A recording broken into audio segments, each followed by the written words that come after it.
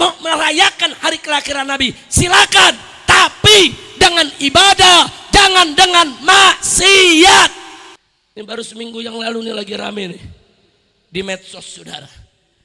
Panggungnya panggung memperingati Maulid Nabi tahun 2025. Yang naik ke panggung sinden, saudara, udah nggak pakai jilbab, rambut terbuka, saudara, belahan dada kelihatan, paha dipamerkan, saudara. Aparat ikut naik joget-joget juga, kurang ajar. Apa kok memperingati Maulid Nabi dengan cara yang menghina Nabi, saudara?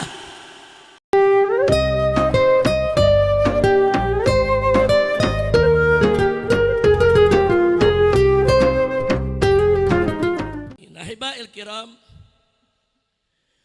pada malam hari ini kita kumpul di tempat ini dalam rangka untuk memperingati Maulid Nabi kita Muhammad Sallallahu Alaihi Wasallam. Saudara, memperingati Maulid seperti ini bukan tidak punya dalil. Jadi kalau ada yang mengatakan Maulid itu nggak ada dalilnya, bohong dia, saudara. Bohong. Maulid ini ada dalilnya. Oh, ada yang bilang, tapi dalilnya hadis-hadis palsu atau hadis dhaif. Bohong dia, saudara. Nanti kita akan lihat dalil para ulama kita menggelar Maulid, saudara, sudah sekian abad, ada dalam Al-Quran maupun As-Sunnah. Nah, jadi jangan ngebohongin umat lah. Pakai bilang ini peringatan Maulid nggak ada dalilnya lah, saudara. Dia bilang bid'ah lah, sesat lah, musyrik lah, masuk neraka lah. Nah, jangan sok pinter, jangan sok jago, jangan sok ngerti, saudara. Sok ngerti sendiri, seolah-olah orang lain tuh nggak punya dalil, saudara. Nah, soal yang bersangkutan nggak mau ikut Maulid itu urusan dia. Silakan dia nggak usah ikut Maulid, saudara. Tapi jangan coba-coba umat, jutaan umat di mana tempat memperingati Maulid, semuanya dikafirkan, semuanya disesatkan, semuanya divonis masuk neraka. Kurang ajar. Nah, ini yang begini-begini kadang-kadang, saudara, ngaji kitabnya baru selembar tapi ngakunya udah 10 juz. Nah, jangan sok pinter, saudara. Ulama-ulama kita khususnya dari Ahlus Sunnah wal Jamaah, tidak ada satu persoalan agama pun, baik dalam urusan yang wajib, yang mubah, yang sunnah, yang makruh, saudara, ataupun yang haram, kecuali para ulama kita semua, saudara, menyatakannya dengan dalil, saudara. Nggak ada perkara yang nggak punya dalil dilakukan oleh Ahlus Sunnah, saudara. Dalil ini, saudara, ada yang sifatnya umum, ada yang sifatnya khusus, saudara. Ada dalil yang umum, saudara, bisa dipakai untuk berbagai macam masalah. Ada dalil yang khusus hanya untuk satu masalah saja, saudara. Dalil, saudara, ada yang mantuk, ada yang mafhum. Yang mantuk itu, saudara, dalil, saudara, yang tersurat. Tapi jangan lupa di sana ada juga dalil mafhum, dalil yang tersirat. Ada tersurat, ada tersirat, saudara. Tidak melulu kalau cari dalil yang tersurat. Kalau kita cari ayat Quran dan hadis Nabi yang bunyinya, hei umat Islam, rayakanlah Maulid, emang gak ada, saudara. Tapi dalil gak selalu seperti itu. Saya kasih contoh. Allah nyatakan dalam Al-Quranul Karim, fala taqul lahuma uffin. Jangan sekali-kali kamu katakan uff kepada kedua orang tua. Itu dalil yang tersurat, ada redaksinya, mantuk, nggak boleh kita ucapkan kepada kedua orang tua. Nah, terus ada yang nanya, lalu kalau nendang orang tua bagaimana? Dalam Quran nggak ada yang bilang jangan kau tendang orang tuamu, nggak ada. Lalu kalau nyekek orang tua bagaimana? Dalam hadis nggak ada yang dibilang jangan kau cekek orang tuamu. Oh, jadi kalau nggak ada berarti boleh nyekek orang tua. Oh, kalau nggak ada berarti boleh mukul orang tua. Nggak begitu baca dalil, saudara. Yang tersurat jangan kau ucapkan kepada kedua orang tua. Itu tersurat tuh. Yang tersirat di balik yang tersurat, kalau ngucapin saja tidak boleh, apalagi mukul, apalagi nendang, apalagi nyekek, apalagi ngegebukin orang tua. Betul? Kira-kira jelas gak?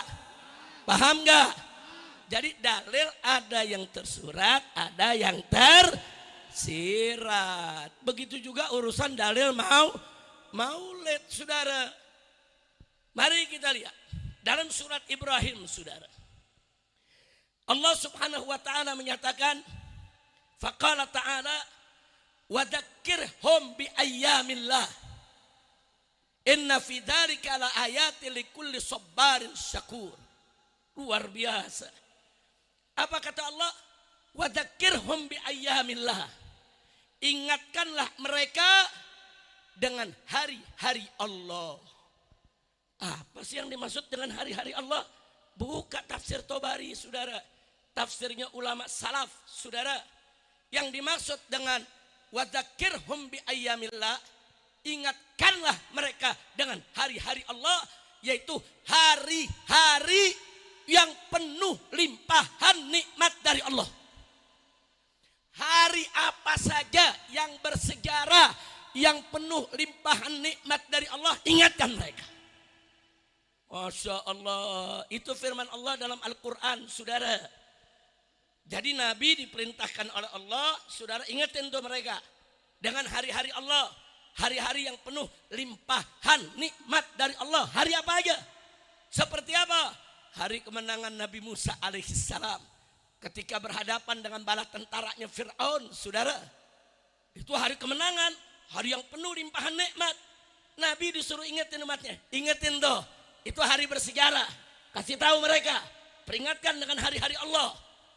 Nah, sekarang saya tanya, kalau begitu hari, saudara, kelahiran Nabi penuh nikmat tidak? Penuh nikmat tidak? Bagaimana tidak, saudara? Kalau Nabi nggak dilahirkan, saudara, kita nggak kenal Nabi, kita nggak kenal Islam.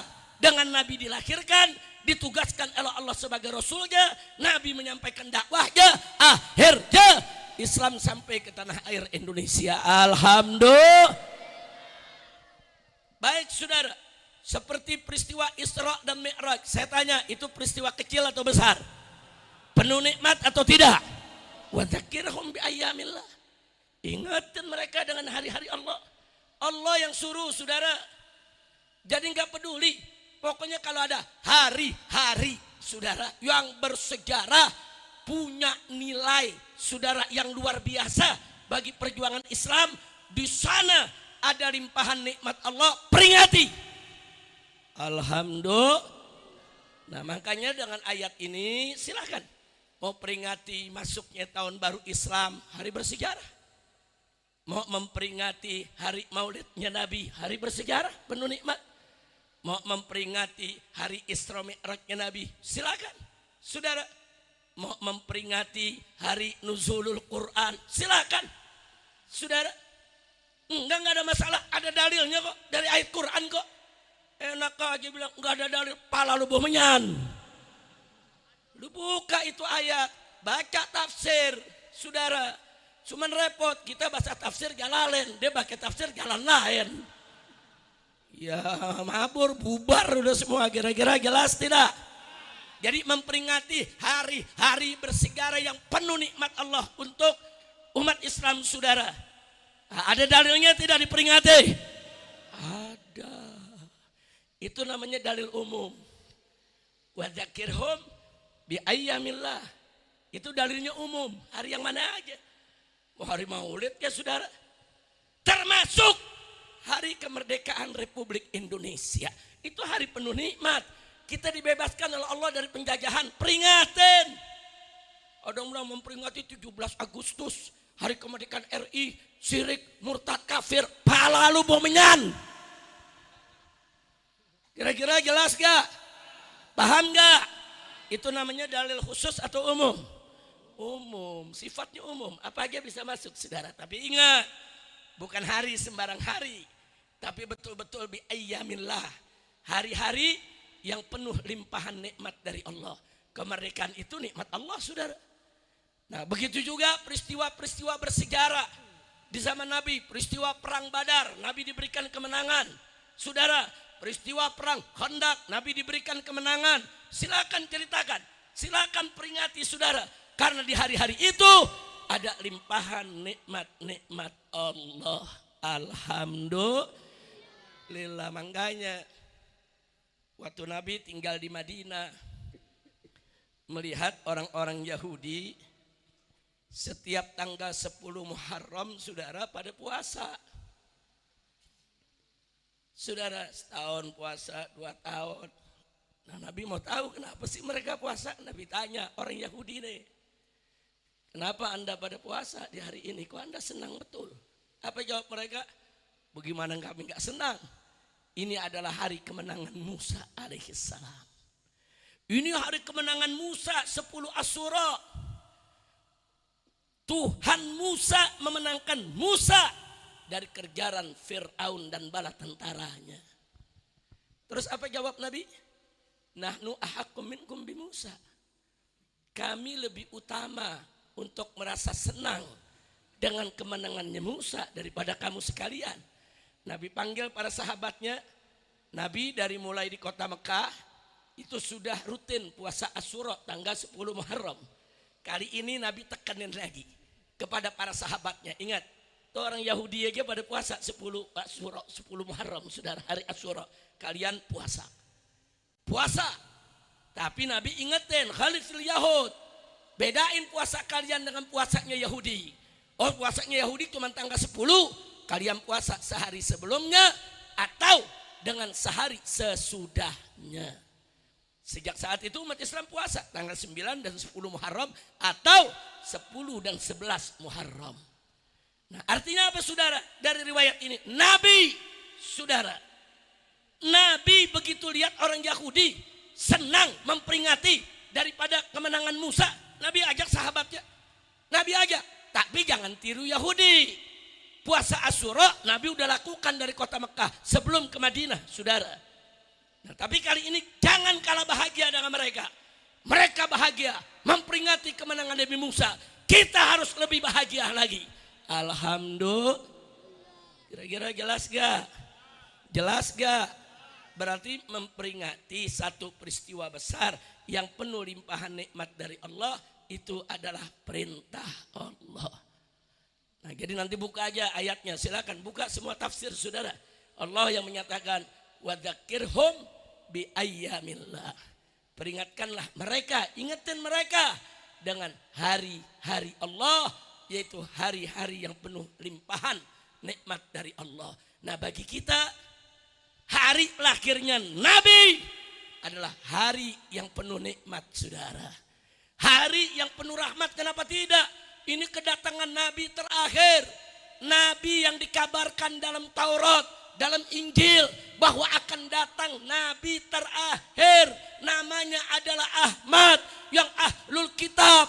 Baik dari orang-orang saudara Yahudi maupun Nasrani. Selama ratusan tahun menanti-nanti kapan itu Nabi terakhir akan datang, saudara. Jadi bukan sembarang manusia. Hari lahir beliau adalah hari, saudara, yang membuka pintu rahmat, membuka pintu nikmat, membuka alam semesta ini, saudara, untuk diselamatkan dari segala bentuk kejahiliahan. Shallu ala nabi. Nah, jadi kalau begitu saya mau tanya, kalau gitu hari kelahiran Nabi, saudara, hari kelahiran Nabi ini, saudara, penuh nikmat tidak? Penuh rahmat tidak? Berarti ini termasuk hari Allah, bukan?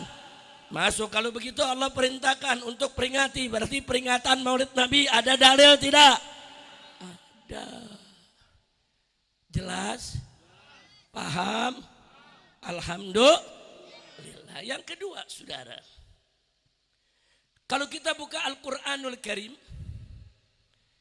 Allah berfirman di sana kepada Nabi, faqala ta'ala li nabiyhi sayyidina Muhammad sallallahu alaihi wasallam, qul bifadlillah wa birahmatihi fabidzalika falyafrahu.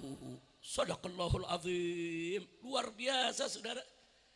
Apa kata Allah dalam ayat ini? Qul, katakanlah hai Nabi, bifadlillah, dengan anugerah Allah, fadlullah, karunia Allah, wa birahmatihi, dan dengan rahmatnya Allah. Fabidzalika, maka dengan yang demikian itu semua, falyafrahu, hendaknya orang-orang beriman berbahagia. Allah perintahkan, hei orang beriman, berbahagialah kamu sekalian dengan fadlullah dan rahmatullah, dengan anugerah Allah dan rahmatnya Allah. Nah, kita mau tahu apa sih arti fadlullah dan rahmatullah. Kalau kita buka tafsir, saudara, ada mengartikan, oh fadlullah itu adalah al-Islam. Anugerah itu Islam, kita mesti bahagia dengan adanya Islam. Sedangkan rahmatullah itu adalah Al-Quran. Karena Al-Quran juga Allah sebut sebagai rahmah, saudara. Ada lagi ulama yang mengatakan kebalikannya. Mereka bilang enggak, fadlullah itu Al-Quran. Karena itu merupakan anugerah besar dari Allah. Sedangkan rahmatullah itu Islamnya. Dibalik, saudara. Ada lagi yang mengatakan enggak, fadlullah itu ilmunya, rahmatullah itu Islamnya.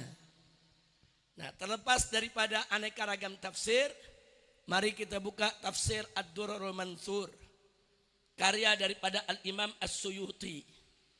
Di sana begitu beliau uraikan beberapa tafsir dari ulama-ulama, saudara, kemudian beliau ingatkan tafsir dari Abdullah ibn Abbas radhiyallahu taala anhuma. Imam Suyuti menukilkan bahwa Abdullah ibn Abbas ini sahabat Nabi, saudara, dan saudara sepupu Nabi. Dan beliau sejak kecil digendong oleh Nabi, Nabi doain, Allahumma faqihu fiddin wa alimhu ta'wil. Ya Allah, berikan pengertian tentang agama kepada anak ini dan ajarkan dia takwil, maksudnya tafsir hadis-hadis, tafsir ayat-ayat, ajarkan ya Allah. Yang doain siapa? Ayo jawab semua, yang doain siapa? Yang doain siapa? Doa Nabi makbul tidak? Mustajab tidak? Makanya Abdullah ibn Abbas tumbuh berkembang sebagai salah seorang sahabat Nabi yang luas ilmunya, saudara. Bahkan setelah Nabi wafat, banyak sahabat yang wafat. Abdullah ibn Abbas ini di majelisnya, saudara, hari ini yang kumpul, saudara, ulama-ulama tabi'in ahli tafsir. Belajar kepada beliau. Besok beliau buka majelis yang kumpul ulama-ulama tabi'in ahli hadis, saudara. Lusa beliau buka lagi majelis taklim yang hadir ulama-ulama tabi'in, saudara, yang ahli fikihnya, saudara. Jadi luar biasa. Berbagai bidang ilmu, mau tafsirnya, hadisnya, fikihnya, lughahnya, saudara, semua dikuasai oleh Abdullah ibn Abbas radhiyallahu taala anhuma. Nah, sekarang Abdullah ibn Abbas menafsirkan ayat yang kita baca tadi. Kul bifadlillah wa birahmatihi. Katakanlah dengan fadlullah. Apa kata beliau, saudara? Fadlullah itu kata beliau adalah al-ilm, ilmu. Yang dengan ilmu itu kita jadi mengenal Islam, mengenal Al-Quran, mengenal Nabi, mengenal Allah, mengenal ajaran agama, saudara, al-ilm. Sedangkan wa birahmatihi, sedangkan rahmat yang dimaksud berikutnya adalah Nabi Muhammad sallallahu alaihi wasallam. Jadi Abdullah ibn Abbas mengatakan ayat ini qul bifadlillah. Katakanlah hei Nabi, bifadlillah, dengan anugerah Allah yaitu ilmu, wa birahmatihi, dan dengan rahmatnya Allah yaitu Nabi Yuna Muhammad sallallahu alaihi wasallam. Fabidzalika falyafrahu. Dengan yang demikian itu, dengan ilmu dan dengan Nabi Muhammad, falyafrahu, hendaknya kamu sekalian berbahagia. Kemudian Abdullah ibn Abbas enggak sembarangan ngomong begitu. Beliau kasih tahu dalilnya mana. Arti rahmat di sini adalah Nabi Muhammad sallallahu alaihi wasallam. Beliau sampaikan dalilnya adalah firman Allah yang lain. Ini namanya tafsir Quran bil Quran.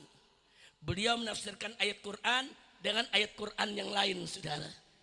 Apa kata Abdullah ibn Abbas radhiyallahu taala anhuma, saudara? Dalilnya karena Allah berfirman dalam Al-Quran kepada Nabi, faqala ta'ala wa ma arsalnaka illa rahmatan lil alamin.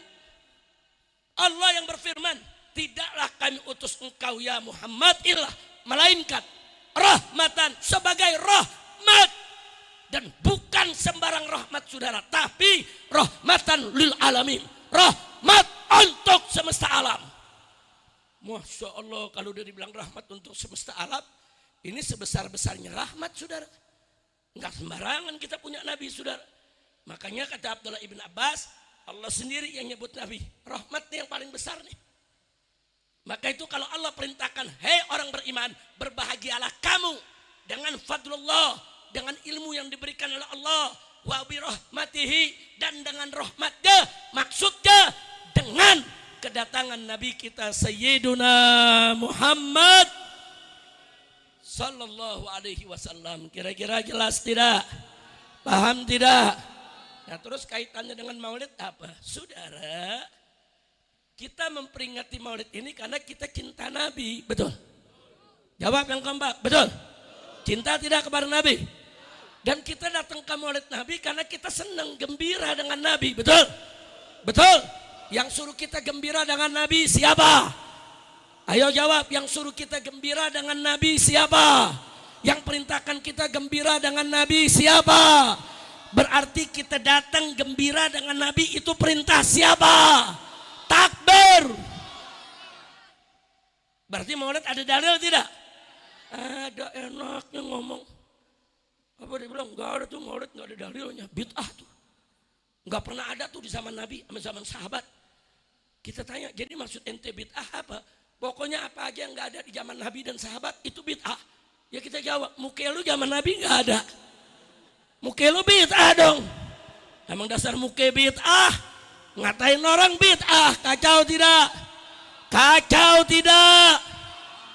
Nah, maka itu jangan ragu, datang maulid jangan ragu, saudara. Ada dalil. Ada dalil, bukan mengada-ngada.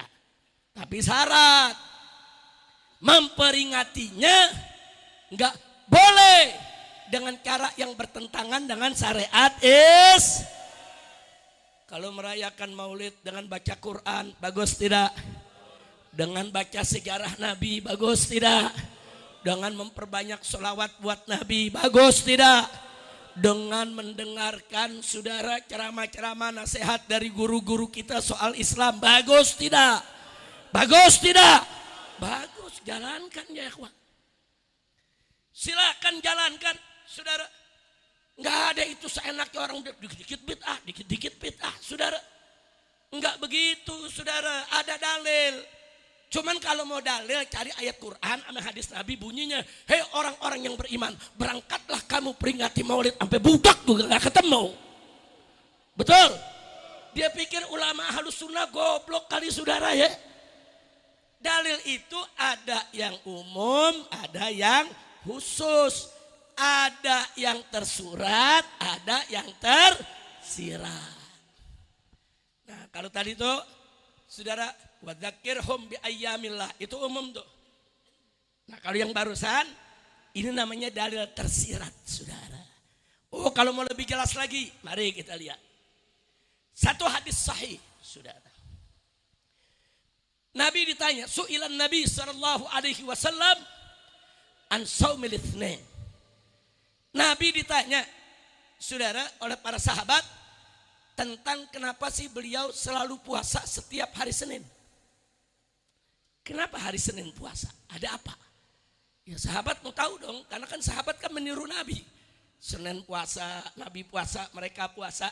Tapi ada rasa ingin tahu dari mereka. Kenapa nih puasa Senin dianjurkan betul oleh Nabi dan Nabi melaksanakannya rutin. Enggak ditinggal sama Nabi, saudara. Apa jawab Nabi, saudara? Begitu Nabi ditanya, kenapa engkau ya Rasulullah puasa setiap hari Senin? Beliau menjawab, Dzalika yaumun wulidtu fihi. Itu adalah hari yang aku dilahirkan di hari itu. Ada tambahan lagi kata Nabi. Wa yaumun bu'istu fihi. Dan hari Senin itu hari saudara aku ini diangkat menjadi Rasul. Wa unzila alayya fihi. Di hari itulah aku mendapatkan wahyu dari Allah. Saudara, ada 3 peristiwa. Allah Nabi sebutin. Lahiran Nabi, Nabi diangkat jadi Rasul. Ada peristiwa nuzulul Quran. Ini peristiwa besar. Ini peristiwa yang penuh nikmat. Kata Nabi, aku puasa hari Senin ya karena itu. Pertama yang disebut, karena aku dilahirkan hari Senin. Saya ulangi, satu dulu. Nabi ditanya, ya Rasulullah kenapa anda puasa tiap hari Senin? Nabi menjawab, karena hari Senin aku dilahirkan. Saya ulangi, Nabi ditanya dalam hadis sahih, kenapa anda puasa tiap hari Senin? Nabi menjawab, karena hari Senin aku dilahirkan. Saya ulangi sekali lagi. Nabi ditanya, kenapa anda puasa tiap hari Senin? Beliau menjawab, karena di hari Senin aku dilahirkan. Camkan baik-baik saudara. Yang tersurat, Nabi puasa hari Senin karena hari lahiran Nabi. Itu yang tersurat. Yang tersirat, saudara, bahwa umatnya boleh memperingati hari lahir nabinya, saudara. Karena Nabi memberikan contoh, beliau yang peringati hari lahirnya, saudara. Tapi syarat, bagaimana Nabi merayakan hari lahirnya? Bisom, dengan puasa. Itu isyarat mau merayakan hari kelahiran Nabi. Silakan, tapi dengan ibadah, jangan dengan maksiat. Ini baru seminggu yang lalu nih lagi rame nih di medsos, saudara. Panggungnya panggung memperingati Maulid Nabi tahun 2025. Yang naik ke panggung sinden. Sinden, saudara, udah nggak pakai jilbab, rambut terbuka, saudara. Belahan dada kelihatan, paha dipamerkan, saudara. Aparat ikut naik joget-joget juga, kurang ajar. Apa kok memperingati Maulid Nabi dengan cara yang menghina Nabi, saudara? Nah kalau yang begini saya mau tanya, halal apa haram? Halal atau haram?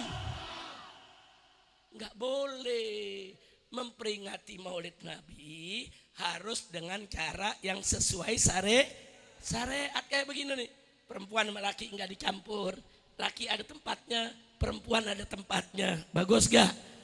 Kayak begini nih saudara nih, kita hadir di sini nih saudara. Semua duduk pakai piki, ada yang pakai sempak doang.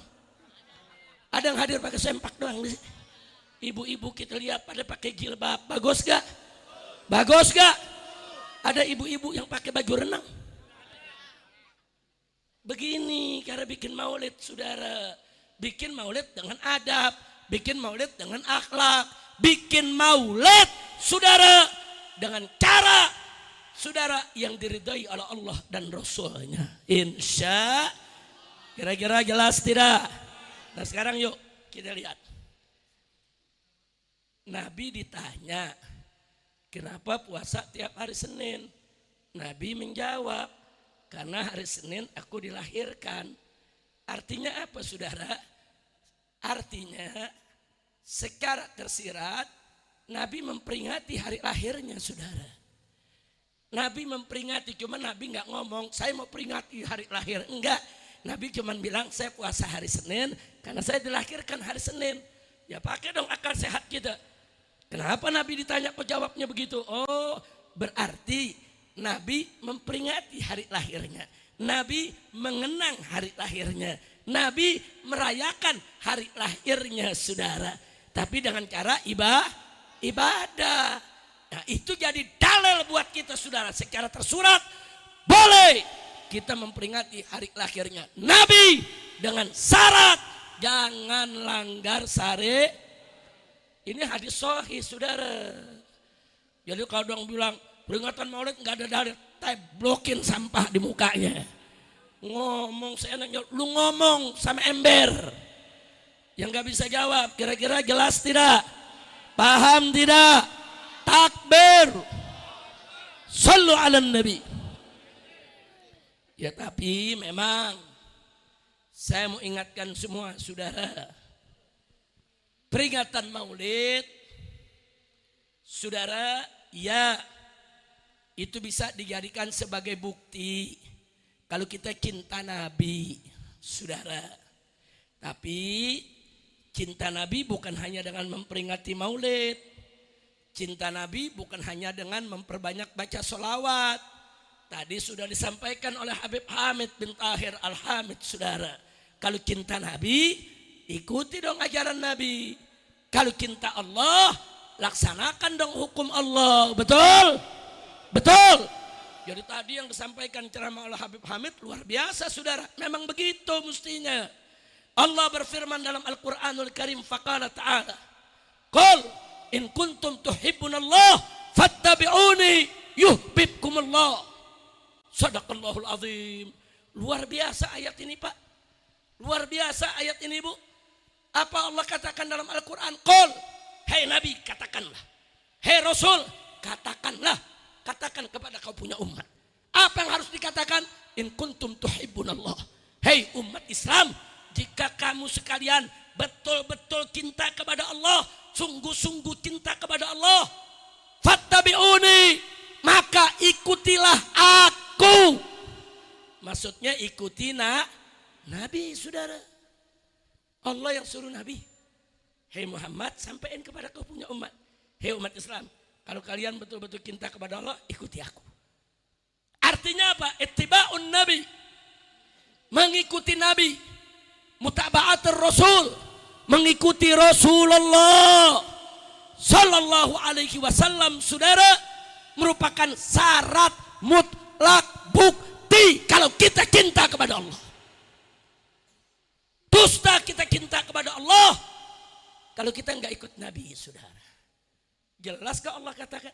Saudara, qul, katakan Muhammad, in kuntum tuhibbunallah, jika kamu sekalian betul-betul cinta kepada Allah, fattabi'uni, ikuti dong Rasul, ikuti Rasul. Cinta kepada Allah wajib ikut Rasul, saudara. Enggak sampai di situ. Yang kedua, saudara, yuhibbukumullah. Kalau kamu sudah ikut Rasul, yuhibbukumullah, niscaya Rasul, niscaya Allah pasti cinta kepada kamu. Masya Allah. Luar biasa, saudara. Ittiba'un Nabi, mutaba'atur Rasul Sallallahu Alaihi Wasallam adalah syarat. Satu, saudara, kalau kita betul-betul cinta kepada Allah. Dua, kalau kita betul-betul mau dicintai Allah. Cinta kepada Allah, ikut Nabi. Mau dicintai Allah, ikut Nabi. Mutlak, nggak ada orang ngaku cinta kepada Allah, cinta kepada Nabi, terus nggak mau ikut Nabi. Omong kosong, bullshit. Jadi betul yang dikatakan tadi oleh Habib Hamid, saudara. Ya, kalau kita betul cinta kepada Allah, cinta kepada Rasul, mari kita ikuti. Apa saja yang Allah dan Rasulnya perintahkan, kerjakan. Apa saja yang Allah dan Rasulnya larang, tinggalkan. Saudara, simple. Islam itu simple. Ikutin aja, yang Allah suruh kerjain, yang Nabi suruh kerjain, yang Allah larang tinggalin, yang Nabi larang tinggalin, saudara. Islam simple. Bahkan dalam ayat yang lain, saudara, Allah yang nyatakan dalam Al-Quran, faqala ta'ala, wa ma atakumur rasulu fakhudhuhu wa ma nahakum anhu fantahu. Apa-apa yang Rasulullah berikan kepada kamu, ambil, kata Allah. Dan apa-apa yang Rasulullah larang, fantahu, stop, berhenti, jangan coba-coba dikerjakan.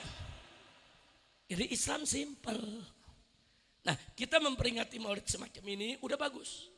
Menunjukkan rasa cinta kita kepada Nabi dengan berselawat. Menunjukkan rasa cinta kita kepada Nabi dengan senang gembira dengan kelahiran Nabi. Bagus. Tapi jangan lupa, ini tidak akan menjadi sempurna kalau kita tidak ikuti Nabi. Sebab syarat cinta kepada Allah harus ikut Nabi. Syarat mau dicintai Allah harus ikut Nabi. Enggak ada jalan lain, saudara. Nah, maka itu saya mau tanya semua di sini, semua cinta kepada Allah tidak? Jawab yang kompak, cinta kepada Allah. Cinta kepada Allah. Betul. Kalau begitu siap ikut Nabi. Siap ikut Nabi. Takbir. Shallu ala Nabi. Sekarang pertanyaan kedua, saudara, mau tidak dicintai oleh Allah? Mau tidak dicintai oleh Allah? Betul. Yakin? Maka ikut siapa? Nabi. Shallu ala Nabi.